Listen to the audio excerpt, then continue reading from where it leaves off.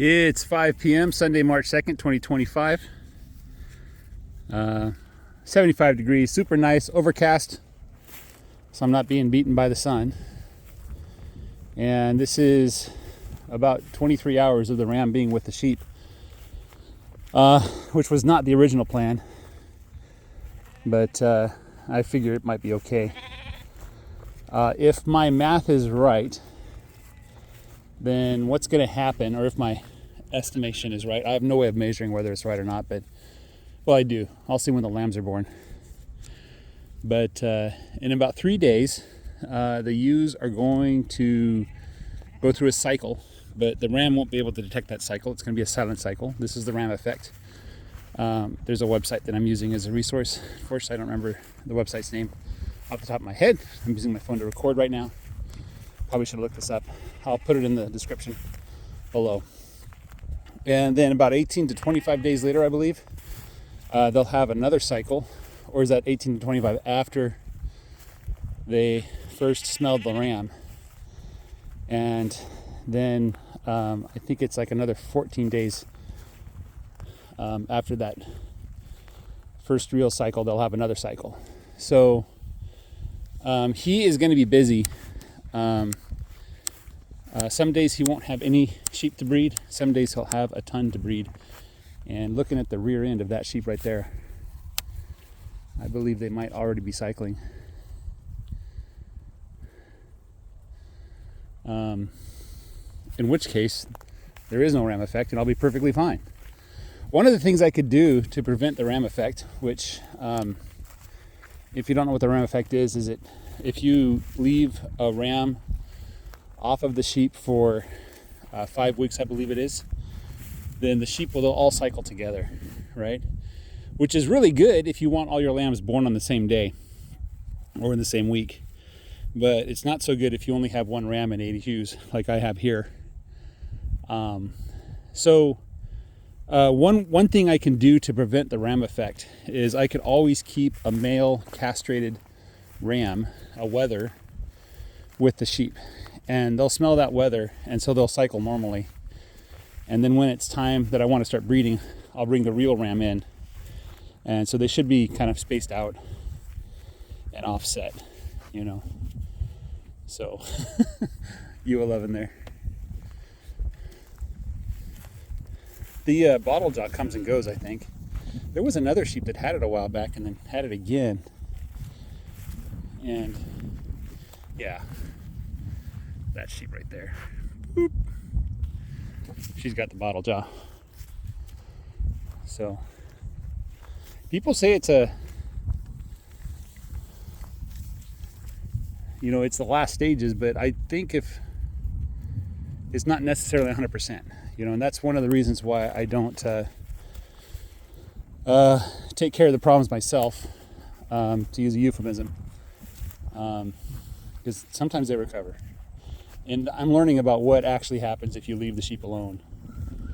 Learning the signs and the sicknesses and stuff like that I see. And because I don't have any experience, I need the experience. So if all my sheep were healthy all the time, I wouldn't know if one of them got sick what it would look like. So anyway, yeah, there's my ram there.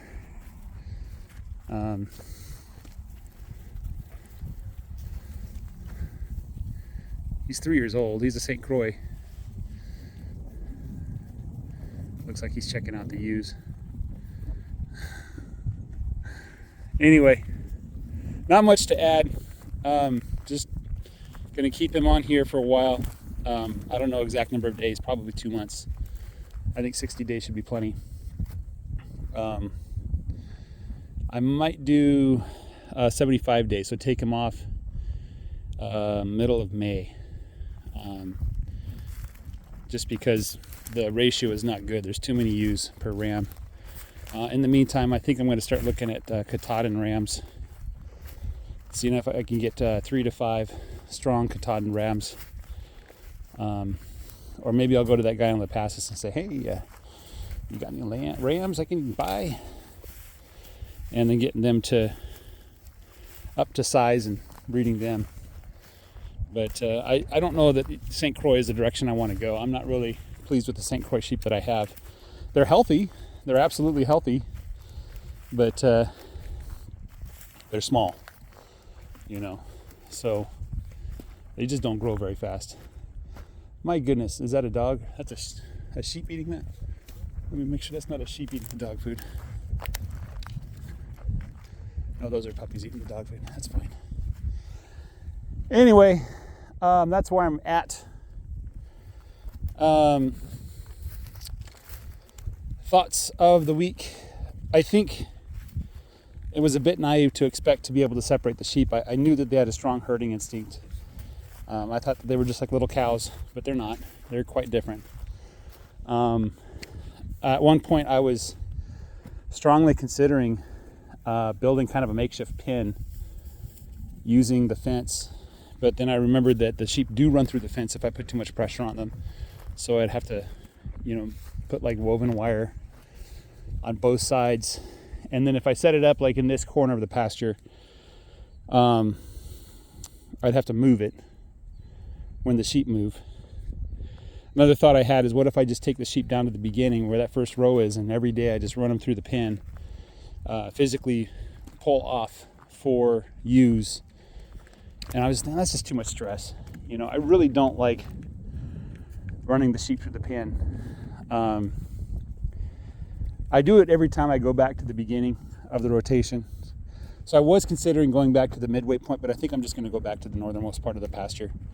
So once they reach the end here in a couple weeks, I'm going to bring them down to the first row. And then when I put them in the pen, I'm going to handle all of them, check their nails condition, check their eyes as much as I can, document and tag everything, make sure the numbers match what my records say. And probably I'll try to pull off the ram lambs, keep them separate, put them in a pen or something like that, and start getting them used to being raised on their own. The really strong ram lambs, the ones that I like, I'll probably keep them for breeding purposes. I'm not really sure yet. Anyway, guys, the wind is blowing. Sorry about that. Have a great day. Take care. Bye-bye.